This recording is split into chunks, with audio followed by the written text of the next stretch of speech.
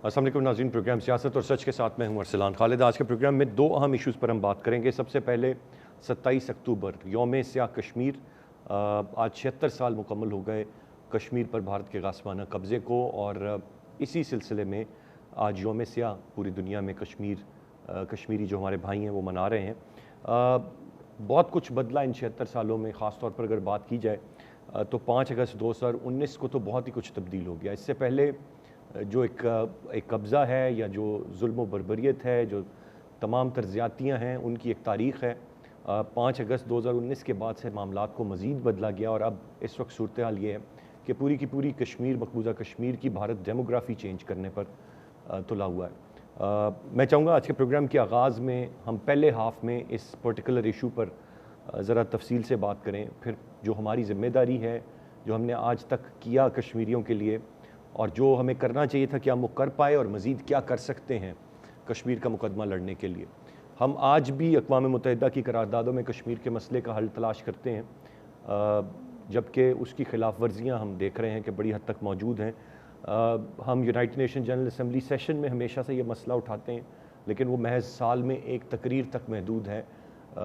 उसके अलावा अगर कहा जाए कि जो लॉबिंग करनी है कश्मीर के लिए, या जो कश्मीर कॉज को जिस तरीके से प्रोएक्टिवली पहले पुटअप किया जाता था दुनिया के सामने या मुख्तलिफ प्लेटफॉर्म्स पे, अब गुज़िश्ता कुछ अरसे से शायद हम अपना वो फ़र्ज़ भी अदा करने में नाकाम हैं। और 5 अगस्त 2019 के बाद तो अगर कहा जाए तो मुसलसल हम नाकाम हुए हैं इस मामले को कहीं पर भी बड़े अंदाज में, बेहतर अंदाज में पुटअप करने में। मैं चाहूँगा आज के प्रोग्राम के फ़र्स्ट हाफ़ में हम तफसील से इस पर बात करें। सेकेंड हाफ़ में मैं चाहूँगा कि जो मुल्क का सियासी मंजरनामा है, और इस वक्त किसी की ज़मानत की दरख्वास्त मुस्तरद हो रही है और किसी को अपीलों का सज़ाओं पे हक़ मिल रहा है, विक्ट्री के निशान बन रहे हैं, कहीं पर मायूसी है, और कुछ माह बाद मुल्क में आम इंतखाबात की जानिब बढ़ना है, उस हवाले से भी कुछ चीज़ें सामने आ रही हैं। मैं चाहूँगा सेकेंड हाफ़ में हम उस पर बात करें। पहले हाफ़ में इस 27 अक्टूबर पर बात करने के लिए मुझे प्रोग्राम में ज्वाइन कर रहे हैं ब्रिगेडियर रिटायर्ड आसिफ हारून साहब, सीनियर तज्ज़ियाकार हैं, बहुत शुक्रिया सर आपके वक्त का। डॉक्टर आसमा शाकिर ख्वाजा साहिबा हमें प्रोग्राम में ज्वाइन कर रही हैं, माहिर बैनुल अक़वामी अमूर हैं।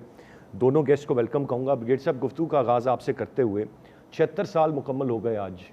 27 अक्टूबर की वो तारीख़ थी जब ये गासिबाना कब्ज़ा हुआ, और उसके बाद 76 साल हमारे जो कश्मीरी बहन भाई हैं उन्होंने एक जुल्म और बर्बरियत की एक दास्तान देखी। नस्ल दर नस्ल इस जुल्म को बर्दाश्त किया जा रहा है। आज के दिन की मुनासबत से, या हम जब 5 फरवरी मनाते हैं, यौम यकजहती कश्मीर पर हम बात करते हैं, या हम 5 अगस्त पर, अब ये 2-3 ओकेजन्स ही रह गए हैं ब्रिगेड साहब जिन पर हम बात करते हैं कश्मीर की। इसके अलावा भी क्या कुछ है जो हम कर रहे हैं या कर सकते हैं? जी, सही आपने कहा कि ये स्याह दिन हम मनाते हैं, और बस सिर्फ हम मनाते ही हैं, आगे तो कार्रवाई तो कुछ हमने नहीं की। अभी आप देखिए कि कश्मीर और फ़लस्तीन जो है, ये दोनों दुनिया के जो है ओल्डेस्ट डिस्प्यूट्स हैं, और आज तक वो उसको रिजॉल्व नहीं किया गया। और अगर तारीख में जाएं तो ये दोनों डिस्प्यूट्स जो हैं, ये ग्रेट ब्रिटेन के क्रिएटेड हैं, और दोनों डिस्प्यूट्स जो हैं आज भी जो है वो अमेरिका और बरतानिया उनको सपोर्ट कर रहा है, और उन दोनों को इनकरेज भी कर रहा है। और उसकी वजह से आज हालत क्या है कि कश्मीर वैली में 11 मिलियन मुस्लिम कश्मीरीज जो हैं, वो एक सबसे बड़े ह्यूमन केज में पाबंद सलासल हैं, और हर किस्म के जुल्म उनके ऊपर उठाए जा रहे हैं। और उस तरफ 2.3 मिलियन पैलेस्टीनियन जो हैं वो गाज़ा की केज में जो है वो गिरफ्तार हैं। दोनों जो हैं इंडिया और इजराइल स्ट्रेटजिक पार्टनर्स हैं, और उनके तरीक़ेकार एक ही तरह के हैं जी। और दोनों बेदरीग ताकत का इस्तेमाल, नाजायज़ इस्तेमाल कर रहे हैं। जुल्म और बर्बरियत की पहाड़ उन्होंने तोड़े हैं, कोई उनको रोकने वाला नहीं। ये सिलसिला 75 साल से जारी और सारी है, और उसकी बुनियादी वजह यह है कि उसकी पीछे पुश्तपनाही जो है वो सुपर पावर जो है, सोल सुपर पावर अमेरिका और वेस्टर्न वर्ल्ड, वो उनको खड़ा हुआ है। जहाँ तक यूनाइटेड नेशन का ताल्लुक है, इंटरनेशनल कम्युनिटी का ताल्लुक है, और आईसीसी और आईसीजे है, ये तमाम जो है इस वक्त बेबस है। मुस्लिम वर्ल्ड कमज़ोर और बेहिस और नाकारा है। تو یہ تو ہے ایک ساری سچویشن جو ہمارے سامنے ہے. اب اگر تاریخ میں ہم جائیں کہ یہ ایسے کیوں ہوا تو تھوڑا سا میں ماضی کی طرف یہ لے چلوں کہ یہ انڈیا نے ماؤنٹ بیٹن کے ساتھ ملی بھگت کر کے جو ہے یہ جموں و کشمیر ان کے حوالے کیا. وہ میں لمبی کہانی تو نہیں بتاؤں گا, لیکن صرف اتنی بتاؤں گا کہ 565 پرنسلی اسٹیٹس تھے جنہوں نے یا پاکستان یا انڈیا کے پاس آنا تھا اور ان کی اپنی مرضی وغیرہ تھی, جس میں کہ جموں اور کشمیر ایک واحد ایسا پرنسلی اسٹیٹ تھا جو کہ کنٹیگوس بھی تھا اور انڈیا کے ساتھ نہیں تھا اور گریٹ مسلم میجورٹی تھی. لیکن اس کے باوجود بھی وہ تو سارے اس نے غضب کر لیے. یہ بھی اس نے جو ہے ماؤنٹ بیٹن کی مدد سے, کیونکہ ایئر برج اس نے قائم کیا اور سری نگر میں جو ہے 27 اکتوبر کو اس نے ٹرپس لینڈ کرنے شروع کیے, اور پھر جو ہم نے جو مزاحمت کی اس کے بدلے میں اس نے 63% 2/3 جو کشمیر ہے وہ قبضہ اس وقت کر لیا, اور آج تک اس کا قبضہ ہے. ہمارے حصے میں صرف جو ہے 1/3 حصہ جس میں آزاد کشمیر اور گلگت بلتستان ہے, اس میں بھی کچھ حصہ ہم نے چین کو 1963 میں اپنے ایک معاہدے کے تحت وہ دے دیا ہے. اب جو ان کے پاس ہے اس وقت کشمیر ویلی ہے یا سری نگر ہے اور لداخ ہے اور جموں ہے, اور یہ ہوا کیوں, کیسے ہوا, یہ بھی آپ کو معلوم ہے کہ نہرو جو ہم اس وقت گیم بدل چکی تھی 1948 دسمبر میں اور ہمارا پلہ بھاری ہو گیا تھا, اس وقت وہ یونائٹڈ نیشن میں بھاگا اور سیز فائر مانگا اور یہ وعدہ کیا کہ جی میں یہاں پر جو ہے پلیبسائٹ کراؤں گا اور رائٹ آف سیلف ڈٹرمنیشن دوں گا, جو ہم نے بھی مانا اور یو این نے بھی مانا. اس کے اوپر 11 ریزولوشن پاس ہوئے, 3 پلیبسائٹ اسپیسیفک تھے, لیکن وہ سیز فائر کروا کے وہ اس نے اپنی اسٹریٹجی بدلی, اور 1954 میں جب ہم نے ویسٹرن فلیگس جوائن کیے تو اس کو بہانہ بنا کے وہ اس وعدے سے وہ بالکل مکر گیا, اور اس کے بعد بتدریج جو ہے اس نے کشمیر کو جو ہے جو اس کے پاس تھا اس کو اپنے ایبزارپشن کی پالیسی کی, گورنر رول, پریزیڈنٹ رول, وہاں کے کنسٹیٹیوشن کو, اپنی کنسٹیٹیوشن کو رد بدل وہ متواتر کرتا رہا. اور پھر جو کیا ہوا کہ 1972 میں آپ کو یاد ہوگا کہ سملا کوڈ ہوا, اور سملا کوڈ میں جو ہے ہم نے جو ہے بائلیٹرزم اختیار کی, سیز فائر کو ہم نے لائن آف کنٹرول یہ کر دیا وہ دن, اور پھر اکتوبر 1989 تک جو ہے ہمارا یہ کشمیر.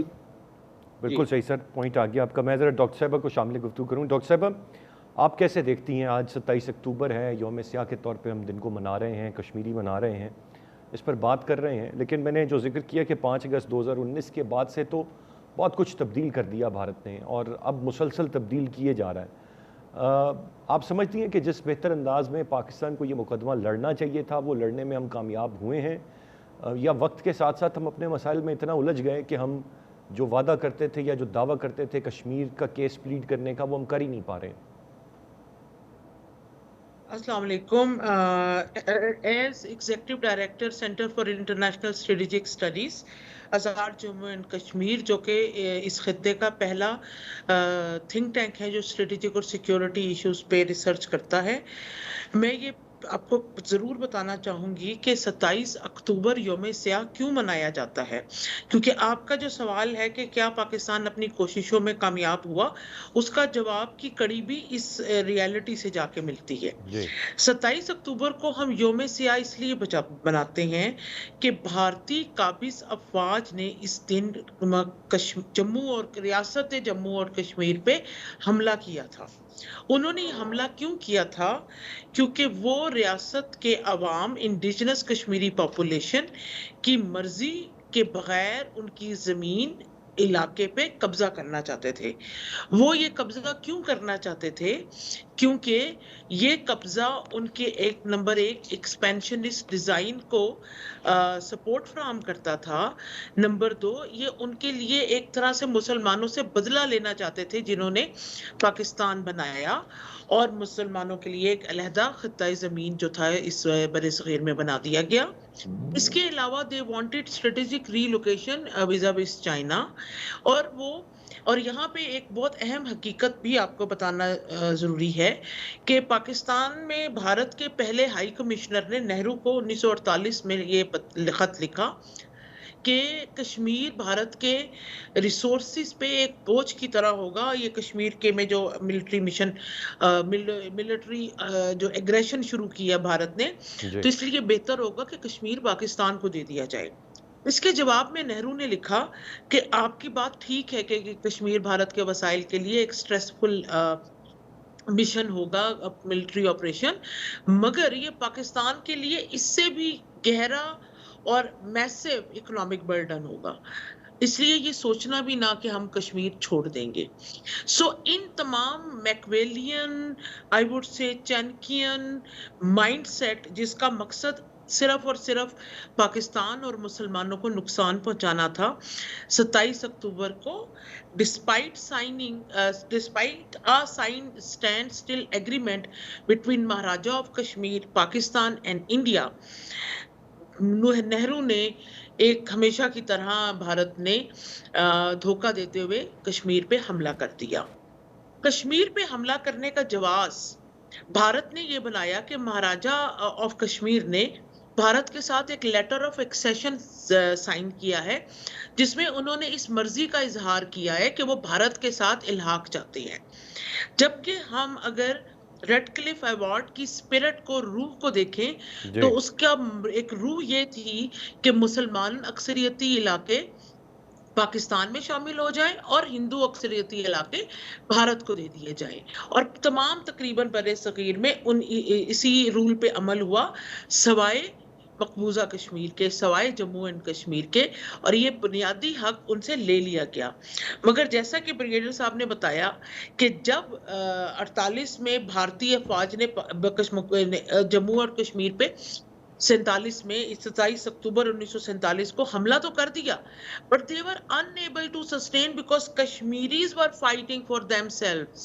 کشمیریز نے 27 اکتوبر سے پہلے ہی مہاراجا کے کشمیر میں بھی کئی پرنسلی سٹیٹس تھیں جیسے کہ کوٹلی، پونچھ، تو وہ آزاد کروا لی تھی مہاراجا کے قبضے سے، تو وہی انہوں نے سیم بھارتی افواج کو بھی کے لیے وہ ایک سٹنگ ڈک ثابت نہیں ہوئے بلکہ وہ لوہے کا چنا ثابت ہوئے، اور جب بھارت کو لگا کہ یہ ایگریشن کے ذریعے وہ کشمیر پہ قبضہ نہیں کر سکتا، تو نہرو یونائٹڈ نیشنز چلا گیا سیکیورٹی کونسل، اور میں ہمیشہ بات کرتی ہوں کہ سیکیورٹی کونسل نے کس چیز کا اعادہ کیا، کس چیز کو لیجیٹیمائز کیا؟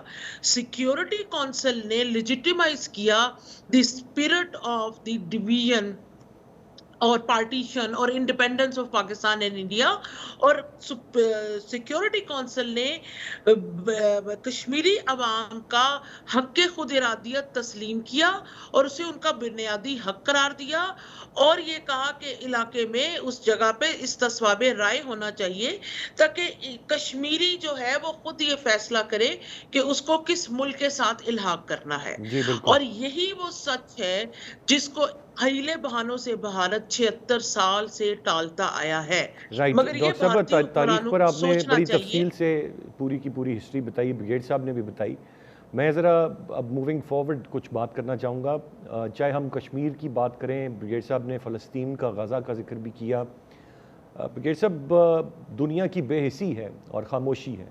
سوال یہ ہے کہ اب میں آپ دونوں سے یہی جاننا چاہوں گا، تاریخ تو آپ نے بتا دی اور واضح ہے اور اس کو دہرا بھی دیا، اب آگے کیا ہے جو کیا جا سکتا ہے؟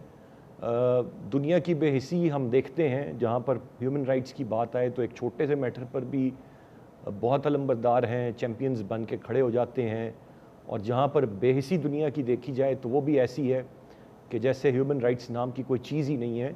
اب کر کیا سکتے ہیں ہم اپنے کشمیری بہن بھائیوں کے لیے جو چکی میں پس رہے ہیں؟ فلسطینیوں کا حال تو اب بچہ جانتا ہے، دیکھ رہا ہے کیا ہو رہا ہے، کیا کیا جا سکتا ہے؟ بے بس ہیں ہم یا کچھ کرنے کی پوزیشن میں ہیں؟ بالکل جائز ہے۔ ایک چیز ابھی میں بہت واضح طور پہ کلیئر کرنا چاہتا ہوں، اور ہر پاکستانی کو اب یہ سمجھ جانے چاہیے، اور خاص کر ہمارے پالیسی میکرز کو، کہ ہم نے ڈپلومیسی دیکھ لی، ہم نے ڈائلاگ بھی دیکھ لیا, ہم نے جنگیں بھی لڑ لی, کسی چیز نے مسئلے کو حل نہیں کیا, کیونکہ انڈیا جو ہے وہ اپنی ایک ٹانگ کے اوپر کھڑا ہوا, اور ٹوٹ انگ کا اس میں جو راگ لابا تھا وہ آج تک لاب رہا ہے, وہ 1 انچ بھی پیچھے نہیں جائے گا. اور وہ اس وقت جب وہ اتنے طاقتور نہیں تھا, وہ اس وقت نہیں کیا, اب تو وہ ایک گلوبل پاور بننے کی سٹیج کے اوپر آ گیا ہوا ہے, اور ڈپلومیٹکلی, ملٹریلی, اکنامکلی وہ بہت اسٹرانگ ہو چکا ہوا ہے. تو وہ ان حربوں سے تو آپ سوال ہی نہیں پیدا ہوتا کہ آپ کہیں کہ جی ہم کوئی خاطر خواہ اس کا ریزولوشن یا کوئی یونائٹڈ نیشنز ریزولوشنز کو جو ہے یہ ہم پاس کر لیں. اور جہاں تک ڈائریکٹ وار کا تعلق ہے, یہ دونوں کے لیے یہ آپشن اب جب نیوکلرائزیشن جب ہو گئی تو وہ ختم ہو گیا ہے. اب ہمیں اس سے نکل کے ہمیں بھی ایک انڈائریکٹ اسٹریٹجی کی طرف جانا چاہیے, جو کہ پورے 20 ایئرز جو وار آن ٹیرر ہوئی اس میں انڈائریکٹ اسٹریٹجی ہی استعمال کی انڈیا نے اور باقی اس کے جو اتحادی تھے. اور ہمیں 80,000 جو یہاں پر شہید ہوئے اور لاتعداد جو زخمی ہوئے, اس میں انڈیا کا ہاتھ تھا. جو کشمیریوں کے ساتھ تو اس نے جو کیا ہی کیا, پاکستانیوں کے ساتھ بھی جو اس نے کیا, یہ انڈیا ہی اس کے پیچھے ہے. اور آج بھی وہ یہ کہہ رہا ہے کہ میں اس کو 4 ٹکڑوں میں تقسیم کر دوں گا, 2025 میں جو ہے پاکستان جو ہے وہ دنیا کے نقشے میں نہیں ہوگا. تو اس کے تو اس طرح کے عزائم ہیں, امریکہ بھی اس کے ساتھ بیٹھا ہوا ہے, اسرائیل بھی اس کے ساتھ ہے, تینوں کے مقاصد ایک ہیں. تو اب پھر ہمیں کیا کرنا چاہیے؟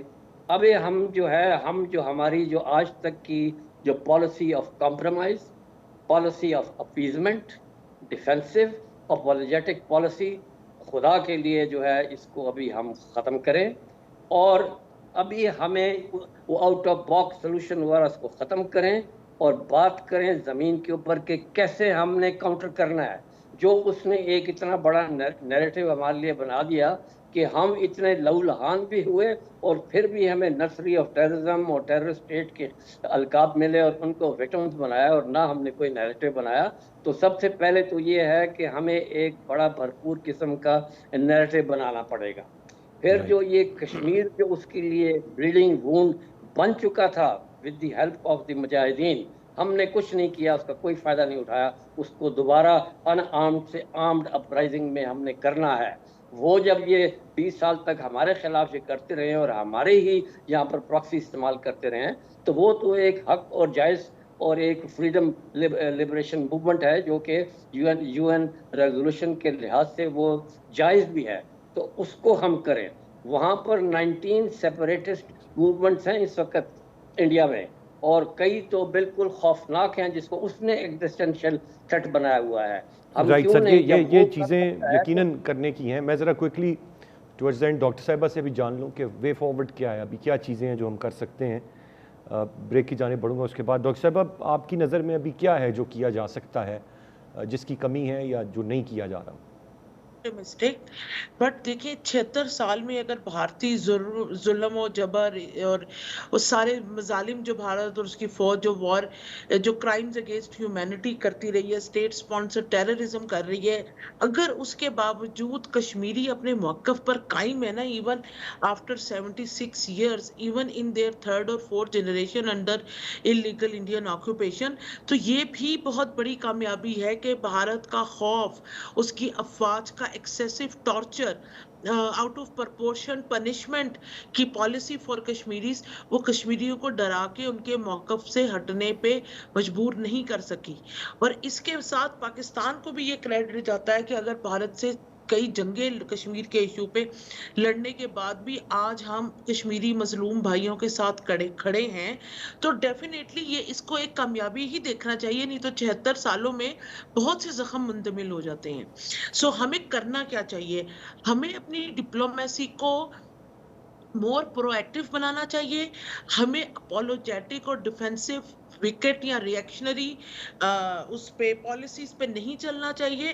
We should set up the tone of Kashmir conflict. We should create act the narrative and let Bharat create the alternate narrative or counter narrative. We should take the lead कि हम जो कश्मीर के ऊपर एग्जिस्टिंग डिस्कोर्स है, चाहे वो media में है, चाहे वो एकेडमिक है, हम उसको लीड करें, हम उसको डिफाइन करें.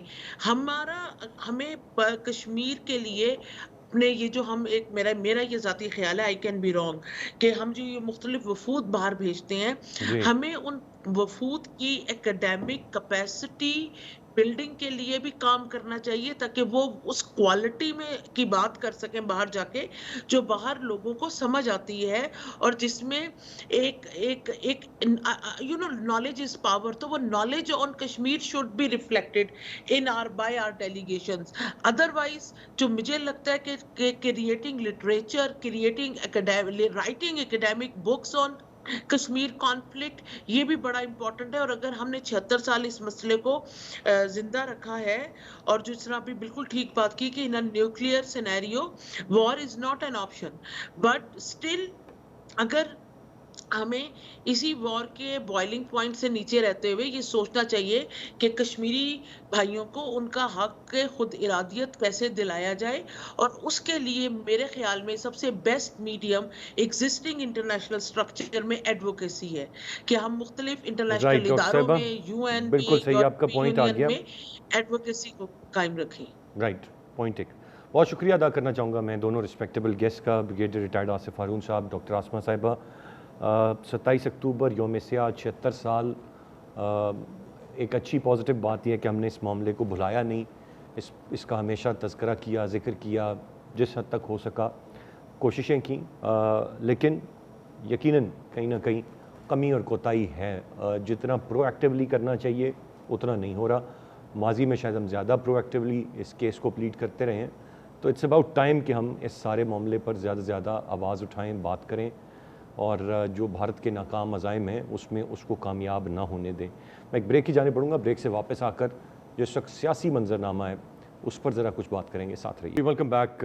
मैं चाहूँगा सेकंड हाफ में हम कुछ ज़रा सियासी मंजरनामे पर बात करें. इस वक्त जहाँ पर हमने देखा कि चेयरमैन PTI की दरख्वास्त ज़मानत की जो थी वो इस्लामाबाद हाई कोर्ट से आज मुस्तरद हुई, लेकिन नवाज शरीफ साहब को कल के दिन में जो उनकी सज़ाएँ हैं उनके ख़िलाफ़ अपील का हक़ उनका बहाल किया गया. उन्होंने विक्ट्री का निशान भी बनाया, और अब वो पूरी कौम को इंतखाबी मुहिम चलाने की बात कर रहे हैं, पूरी कुव्वत से इंतखाबी मुहिम चलाने की बात कर रहे हैं. फिर कुछ खबरें आ रही हैं कि 28 जनवरी 2024 की तारीख़ है जो शायद मिल जाए आम इंतखाबात के लिए, और फिर अब एक माहौल बनेगा जहाँ पर हम इलेक्शन कैंपेन्स और चीज़ें हमें नज़र आएंगी. इस हवाले से कल एक मुलाकात जो PTI वफ़द ने मौलाना फजल रहमान साहब से की, उनकी इमामत में नमाज भी पढ़ी, उस पर भी बड़ी बातचीत की जा रही है. मुख्तलिफ ख़बरें, कई पर कहा जा रहा है कि ये कोई सियासी मुलाकात नहीं थी, ना इस तरह की कोई बात ज़ेर बहस आई. मौलाना साहब की अहलिया के अफसोस के हवाले से ये वफ़द उनके पास गया था, इसमें कोई सियासी बात नहीं हुई. लेकिन दूसरी जानिब कहा जा रहा है, यहाँ तक कहा जा रहा है कि कोई एक इत्तेहाद बनाने की बात की जा रही है आइंदा इंतखाबात के लिए PDM के तर्ज़ का. तो ये सारी की सारी डेवलपमेंट्स हैं, चीज़ें हैं जो इस वक्त हम देख रहे हैं कि सामने आ रही हैं, और शायद ऐसा एक अब मंजरनामा बन रहा है कि हम आम इंतखाबात की जानिब आने वाले कुछ महीनों में बढ़ेंगे. लेकिन फिर भी हतमी तारीख़ आना और फिर इलेक्शन कैंपेन का बाकायदा आगाज़ होना मुख्तलिफ सियासी जमातों की, ये अभी बाकी है. मैं चाहूँगा तफसील से इस सारे सियासी मंजरनामे पर और जो ख़ास तौर पर कानूनी पहलू हैं उन पर भी हम बात करें इस सेकेंड हाफ़ में. गेस्ट पार्टिसिपेंट्स में हमें ज्वाइन कर रहे हैं इम्तियाज़ गुल साहब, सीनियर तज्ज़ियाकार हैं, बहुत शुक्रिया सर आपके वक्त का. आरिफ चौधरी साहब सीनियर कानूनदान हैं, हमें प्रोग्राम में ज्वाइन कर रहे हैं. इम्तियाज़ गुल साहब, आपसे जानना चाहूँगा कैसे देखते हैं आप इस वक्त ये जो दो चीज़ें हैं एक के बाद एक दिन में, एक तरफ नवाज शरीफ साहब को सज़ा के ख़िलाफ़ उनका अपील का हक़ जो है वो बहाल होता है, दूसरी जानिब साइफ़र केस में चेयरमैन PTI की ज़मानत की दरख्वास्त आज मुस्तरद हो जाती. कैसे देखते हैं इन दोनों चीज़ों को? इसमें मेरे ख्याल किसी को परेशानी या हैरानी तो नहीं होनी चाहिए. ये तो साफ ज़ाहिर है कि नवाज शरीफ साहब के आने से पहले ही तमाम मामलात तय हो गए थे, और ये एक के बाद दूसरी उनको जो रिलीफ मिल रही है, ये तो वो लगता है कि चूँकि बाकायदा जो प्रोग्राम है उसका हिस्सा है. और दूसरी तरफ जो साइफ़र केस में जो 11 दिन के बाद फ़ैसला हुआ इमरान खान का, तो वो भी बहुत साफ ज़ाहिर है कि उसकी वजूहात होंगी जिसकी वजह से 11 दिन तक इस्लामाबाद हाई कोर्ट इस फैसले पे बैठी रही है। तो इसमें मुझे कोई हैरानी परेशानी नहीं है, बल्कि मामलात माशाल्लाह एक बाकायदा किसी स्क्रिप्ट के तहत चल रहे हैं और आइंदा भी ऐसे ही होता रहेगा। और आपने आज सुन लिया होगा कि इलेक्शन कमीशन की तरफ से इशारा आ गया है कि इंतखाबात 28 जनवरी बरोज़ इतवार 2024 में हो सकते हैं। तो मेरा ख्याल है तमाम तर गुज़िश्ता साल 1.5 साल से काम जो था वो इसी डायरेक्शन में हो रहा था। गुल साहब, ये बताइएगा कि चेयरमैन पीटीआई की कोई वापसी या मंजरनामे पर नज़र आना, इसकी कोई गुंजाइश आप देख रहे हैं, या जो अब फैसले और चीज़ें या जिस स्क्रिप्ट का आप इशारा कर रहे हैं वो वाज़े हैं कि अभी उनकी कोई एंट्री मुतवक्के नहीं है नियर फ्यूचर में? मौजूदा हालात में तो बिल्कुल मैं नहीं समझता कोई ऐसा इशारा मौजूद है। उनकी पार्टी को भी अगर इंतखाबात में हिस्सा लेने की इजाज़त दी गई तो लगता ही है कि बहुत चंद लोगों को शायद अपने कागजात जमा कराने का मौका दे दिया जाए। वगरना तो आपने सुना होगा कि लाहौर में जो पीटीआई का दफ्तर है वो भी आज सील कर दिया गया है। तो बहुत वाज़े इशारे हैं। ये तो मेरा ख्याल है इसमें कोई रॉकेट साइंस नहीं है इसको समझने के लिए कि एक पार्टी है, उसको उसका रास्ता बंद करना है किसी न किसी तरीके से, और वो तमाम मामलात जो हैं उसी अंदाज़ में कंडक्ट किए जा रहे हैं कि उनके रास्ते, उनके इम्कानात महदूद होते चले जा रहे हैं। अब वल्लाह आलम आइंदा महीने 2 महीने में क्या सूरत हाल बनती है, लेकिन एक बात वाज़ेह है कि इलेक्शन होने हैं, और वो इस वजह से होने हैं कि अमेरिका, IMF और यूरोपीय ममालिक, उनकी ख्वाहिश है कि इलेक्शन हो जाए ताकि जो थोड़ा बहुत भरम वो रख सकते हैं मौजूदा निज़ाम का वो रख लें। वगरना तो किसी भी मुल्क में अगर इस तरह की बड़ी जमात को अमलन इंतज़ामी इक़दामात के ज़रिए इंतखाबी अमल से बाहर रखा जाए तो उन इंतखाबात की सेहत ख़ासी हद तक मशकूक और मुतनाज़ हो जाती है। आरिफ चौधरी साहब, आपसे जानना चाहूँगा सर, थोड़ा ज़रा कानूनी पहलू बताइए, रोशनी डालिए। ये मैंने जो सारा का सारा 20 सफ़ात पर मुश्तमिल फ़ैसला जारी किया गया है, इस पर अगर एक निगाह डाली जाए तो वाज़े तौर पर कहा गया है कि एक ऐसी चीज़ है, एक ऐसा जुर्म है जो चेयरमैन पीटीआई ने किया है, जिसका वो बरमला इतराफ़ भी करते हैं कि उन्होंने किया और ये उन्हें नहीं करना चाहिए था, लिहाजा कोई गुंजाइश नहीं बनती अब उनकी ज़मानत की। एक तो इस पर सर रोशनी डालें, फिर जो सज़ा के ख़िलाफ़ अपील का हक़ है, अब ये चीज़ें आपको लग रहा है नवाज़ शरीफ साहब के लिए, जिस तरह इम्तियाज़ गुल साहब ने कहा, जिस तरह से हम सब जानते हैं या हम देख रहे हैं या तवक्को कर रहे थे कि चीज़ें तय करके नवाज़ शरीफ साहब वापस आए होंगे अगर इतने वक्त के बाद आए हैं, और पहले उनकी राहदारी ज़मानत मंजूर होती है, वो इस्लामाबाद आते हैं, गिरफ़्तार नहीं होते, पुरफ़िज़ा मुकाम पर भी वो अभी बैठे हुए हैं, मरी से आगे झींगा गली पे आते हैं, यहाँ से विक्ट्री का निशान। अब ये इसी तरह से ही जिस तरह पहले मायूस होकर अदालतों से जाते थे। दूसरा मुझे ये बता दें कि अब इसी तरह उनके लिए विक्ट्रीज़ और यही निशानात वो बनाते हुए हमें नज़र आएंगे, कुछ ऐसा ही लग रहा है, या ये कानून अपना नेचुरल कोर्स है जिससे गुजर रहा है और स्क्रिप्ट वाली कोई बात नहीं है? देखिए, मैं आपको अर्ज़ करता हूँ, पहले तो आपका बहुत शुक्रिया। बात यह है कि ये सारी चीज़ें जिस तरह इम्तियाज़ गुल साहब ने फरमाया एग्जैक्टली उसी तरह नज़र आ रही हैं जिस तरह सुनते आए थे, और इवन चेयरमैन पीटीआई ने भी निशानदेही की थी इन सारी चीज़ों की, वक्त से पहले की थी। अब जो इसकी सबसे बड़ी कैजुअलिटी है वो हमारा इंसाफ का निज़ाम है। इससे पहले भी उसका कोई भरम इतना था नहीं, लेकिन कुछ थोड़ा बहुत वो उसके ऊपर एक पर्दा था और लोग ये समझते थे कि जनाब हमारा इंसाफ का निज़ाम मौजूद है, चाहे वो 140 नंबर पे ही हो, लेकिन है तो सही ना। लेकिन अब जो सूरत हाल आ रही है वो मैं समझता हूँ कि इंसाफ के निज़ाम का भरम जो है वो मुकम्मल तौर पर टूट चुका है, और इस तरह हमने कभी नहीं देखा था कि chief justice Islamabad high court को वाज़े तौर पर पीटीआई कहे कि जनाब आप हमारे मुकदमे ना सुने, आप हमारे खिलाफ मानदनत रखते हैं, बाइस्ड हैं, और आपसे हमें इंसाफ की तवक्को नहीं है, और वो उसी तरह डटे रहें और वो केसेस के फैसले डट के करें और उनकी किसी बात को ना माने। और हर एक शख्स, मुझे ये बताइएगा आरिफ चौधरी साहब, इसमें अनहोनी या नहीं क्या है? ये तो आप इस्लामाबाद हाई कोर्ट की बात कर रहे हैं, हमें तो बड़ा वाज़े तौर पर गुज़िश्ता द्वार देख लें तो सुप्रीम कोर्ट के चीफ जस्टिस साहिबान का टिल्ट, मामलात, चीज़ें बड़ी खुल के नज़र आईं।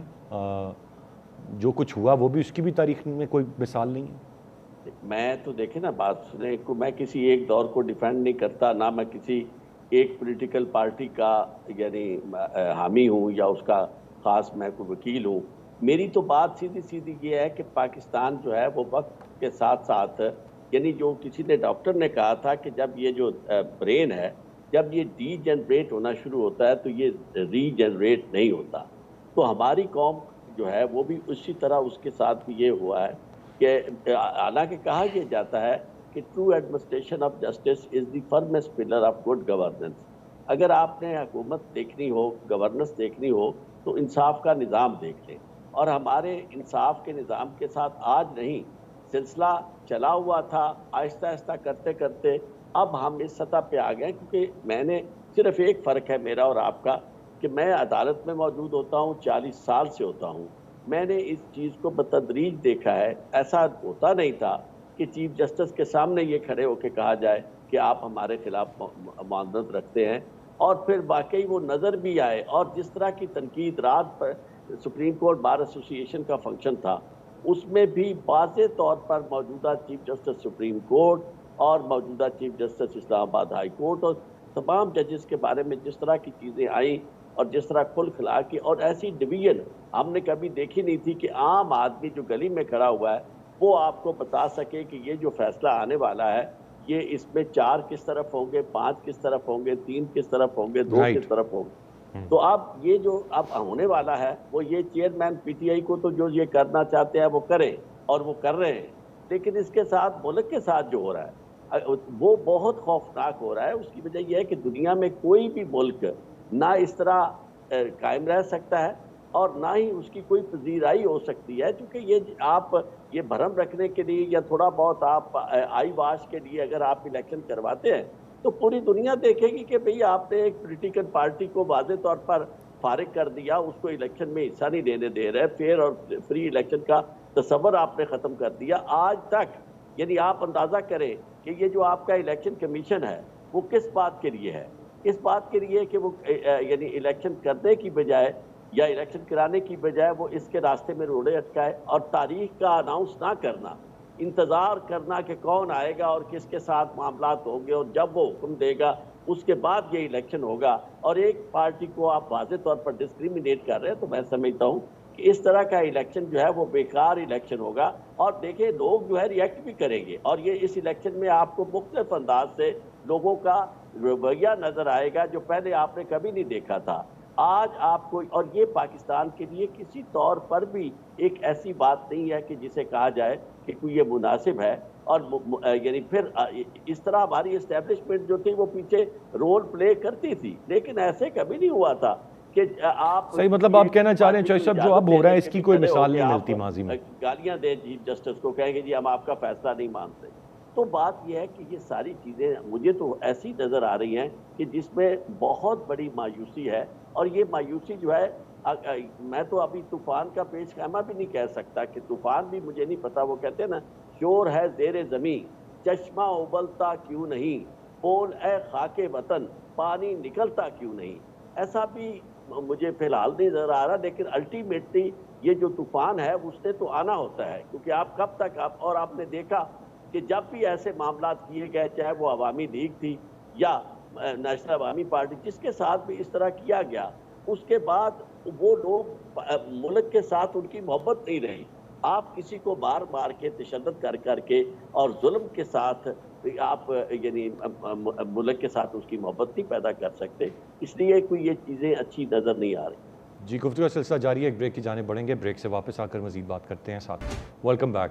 میں امتیاز گل صاحب آپ سے جاننا چاہوں گا سر, اب جس طرح سے 28 جنوری کا آپ نے بھی ذکر کیا, عام انتخابات ایک پارٹی کو مائنس رکھ کے, آپ سمجھتے ہیں کہ کوئی چارجڈ عوام ہوں گے, کوئی گہما گہمی الیکشنز کی نظر آئے گی, یا ایسے الیکشن حتمی طور پر پھر کوئی استحکام دے پائیں گے چاہے وہ ملک کے اندر ہو یا بے شک جس کا تذکرہ آپ نے پہلے کیا کہ باہر کی قوتوں کو سیٹسفائی کرنا ہے, کیا وہ مطمئن ہو جائیں گی اس طرح کے الیکشنز؟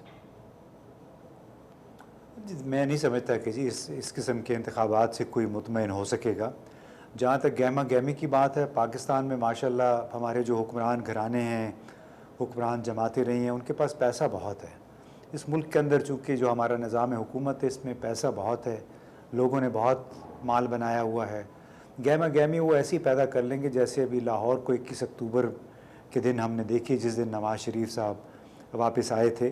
तो गहमा गहमी पैदा करना कोई बड़ा मसला नहीं है, उस गहमा गहमी की कबूलियत आवाम के जहनों में, आवाम के दिलों में पैदा करना सबसे बड़ा चैलेंज है। और अगर जो सबसे बड़ी जमात है उसके लोग अगर इस एक्सरसाइज में शामिल ना हों और उनको भले चंद लोगों को उसमें शिरकत की इजाज़त दे दी जाए या फिर इंतखाबात से महज चंद दिन पहले उनको शिरकत की इजाज़त मिल जाए, तो वो इलेक्शन उसकी साख कोई नहीं होगी, इसकी इंटेग्रिटी जिसको कहते हैं, उस प्रोसेस की इंटेग्रिटी इंतहाई मशकूक हो जाएगी। ठीक है, आप दिल को तसल्ली देने के लिए और बैरूनी ममालिक भी, वो बड़े ममालिक जो इस वक्त पाकिस्तान की सूरत हाल पे खामोशी इख्तियार किए हुए हैं, वो भी सिर्फ अपने पार्लिमानों में तकारीर कर लेंगे कि जी पाकिस्तान में इंतखाबात हो गए हैं, तमाम जमातों ने उसमें हिस्सा ले लिया है।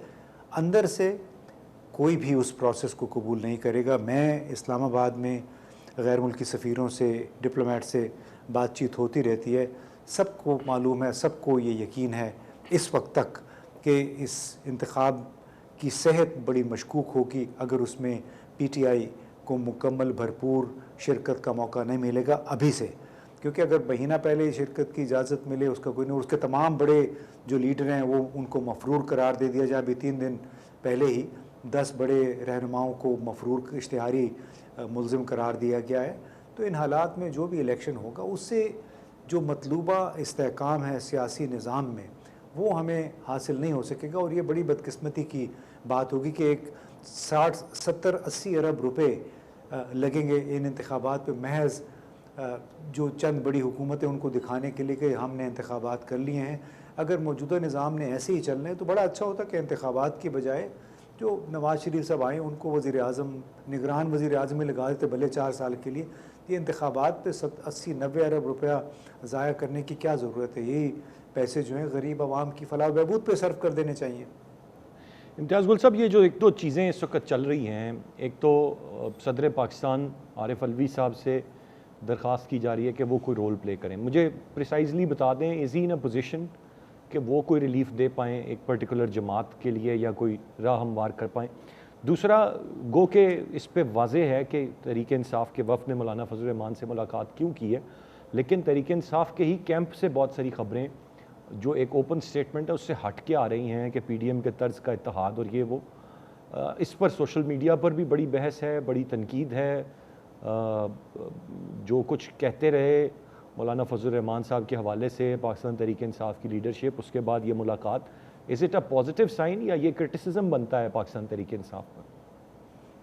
देखिए, आपने 2-3 सवाल पूछे। सदर आरिफ अलवी साहब वो तो बेसिकली लेम डक हैं।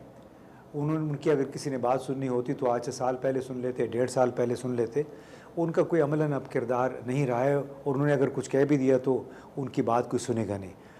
जहाँ तक बात है मौलाना फजल रहमान के साथ PTI के लीडरान की मुलाकातें, तो मुझे ये बताएं कि पीपल्स पार्टी और PMLN ने एक दूसरे के बारे में, तमाम रहनुमाओं ने, आसिफ जरदारी ने शहबाज और नवाज़ शरीफ के बारे में, और शहबाज शरीफ, नवाज़ शरीफ ने आसिफ जरदारी के बारे में, बिलावल ने इन दोनों भाइयों के बारे में क्या कुछ नहीं कहा हुआ है। नवाज़ शरीफ साहब ने और मरीम नवाज़ ने इस फ़ौज के ख़िलाफ़ क्या कुछ नहीं कहा हुआ है। क्या वो मिल के अब निज़ाम चलाने की कोशिश नहीं कर रहे? क्या मिल के बैठे नहीं? 16 महीने क्या मिल के उन्होंने हुकूमत नहीं चलाई जो हाइब्रिड हुकूमत थी? इसी तरह अगर मौलाना फजल रहमान से PTI वाले मिल गए हैं तो इसमें ऐसी क्या बात है? सियासत बिल्कुल नहीं होनी चाहिए। मतलब यानी कि हमें किसी जमात को दूसरी से मुख्तलिफ नहीं गर्दानना चाहिए या समझना चाहिए। ये सब एक ही तस्वीर के रुख हैं, एक ही तरह के लोग हैं, चाहे वो ये पाकिस्तान तहरीक इंसाफ की जमात हो या जिनका आपने हवाला दिया। आरिफ चौधरी साहब, आपसे जानना चाहूँगा, क्या सूरत हाल देख रहे हैं आप? आम इंतखाबात की 28 जनवरी को होते हैं, क्या मंजरनामा होगा आपकी नज़र में? देखिए, 28 जनवरी के इंतखाबात जो हैं, जिस तरह कराने का प्रोग्राम है वो ये है कि उससे पहले ये जो फौजी अदालतें हैं ये आ जाएंगी मंजर आम पर। उसकी वजह यह है कि जो सबसे पहले supreme court practice and procedure act जो मंजूर किया गया, वो अब इसलिए किया गया था कि जो भी कल को ऐसा मामला हो जो उस माहदे کو نقصان پہنچائے جو پلان بنایا گیا ہے، تو اس کے لیے آپ کے پاس ایک راستہ موجود ہو کہ آپ فیصلوں کو نل اینڈ وائڈ ڈکلیئر کروا سکیں اور سیٹسفائڈ کروا سکیں، اور اس کے لیے اپیل کا حق جو ہے وہ لے لیا گیا۔ تو اب یہ ہوگا کہ اس فیصلے کے خلاف اب اور اپیل بھی کون کر رہا ہے؟ Care taker. آپ اندازہ کر لیں کہ کیئر ٹیکر جن کا ان معاملات سے کوئی تعلق نہیں ہے، الیکشن کے لیے آتے ہیں۔ یہاں تو ہر چیز بدل گئی ہے، کیئر ٹیکر الیکشن کرانے کے لیے نہیں آتے بلکہ الیکشن رکوانے کے لیے آتے ہیں۔ تو اس لیے سب سے پہلے تو یہ ہوگا کہ یہ فوجی عدالتوں میں کیسز کا یہ معاملہ آ جائے گا، اور اس میں آپ کو کثرت رائے سے یہ فیصلہ نظر آئے گا کہ جناب یہ فوجی عدالتوں میں ٹرائل ہونا چاہیے۔ اس کے نتیجے میں آپ جو کرنا چاہتے ہیں سب سے پہلے وہ کریں گے، اور وہ کرنا یہی ہے کہ ان کے کیسز جو ہیں، ان کے لیڈرز ہیں اور عمران خان، ان کو فوری طور پر آپ سزائیں دے دیں، کیونکہ وہ سزائیں دینے کے بعد پھر آپ کہیں گے کہ دیکھیں جی سپریم کورٹ نے فیصلہ کیا تھا اور سپریم کورٹ کے فیصلے کے مطابق ہم نے یہ عمل درآمد کر دیا اور سب کو سزا دے دی ہے۔ کیونکہ جب وہ سزائیں ہو جائیں گی تو اس کے بعد تو بالکل ہی ان کے لیے راستہ ختم ہو جائے گا، ان میں سے کوئی جو ہے وہ انتخاب میں بھی حصہ نہیں لے سکے گا۔ تو یہ انتخابات جو ہیں ان کو ابھی آہستہ آہستہ اس طرف لے جایا جا رہا ہے۔ کاغذات بھی داخل ہو رہے ہیں، یعنی کاغذات مطلب اس وقت گزرداریاں آ رہی ہیں حلقہ بندیوں پہ، وہ سارا پروسیس جاری ہے۔ اور لیکن اس کے باوجود یعنی کسی میں یہ اخلاقی جرت نہیں ہے اور قانونی ریکوائرمنٹ پوری نہیں کر رہا الیکشن کمیشن کہ جو ڈیٹ دے دے کہ لو جناب یہ فلاں ڈیٹ کو الیکشن ہے۔ اس کی وجہ یہ ہے کہ وہ ڈیٹ دینے کے بعد وہ سمجھتے ہیں کہ جناب ہم پھنس جائیں گے، پھر ہمیں وہ جس طرح یعنی مینڈرنگ کرنی ہے، جس طرح ہم نے ان کی مرضی کے یعنی جو مقاصد کے مطابق ان کے نتائج ہم نے مرتب کرنے ہیں، چیزیں لانی ہیں، وہ ہم نہیں کر سکیں گے۔ تو اس لیے اس کو انہوں نے فلیکسیبل رکھا ہوا ہے۔ تو اس لیے آپ یہ سمجھیں کہ جہاں بنیادی بات یہ ہے کہ الیکشن کمیشن جس کا کام فیئر اینڈ فری الیکشن کرانا ہے، وہ اپنی حدوں سے بڑھ کر کسی اور کام کی طرف لگ جائے، تو وہاں یہ توقع کرنا کہ یہاں کوئی ایسے الیکشن ہو سکیں گے جس کی کریڈیبلٹی ہو، وہ مجھے نظر نہیں آتی۔ رائٹ سر، نظر نہیں آ رہا۔ عارف چوہدری صاحب آپ کا پوائنٹ آ گیا۔ میں بہت شکریہ ادا کرنا چاہوں گا دونوں ریسپیکٹیبل گیسٹ کا۔ آج کے پروگرام سے اتنے ہی، احسان خالد کو اجازت دیجیے۔ اللہ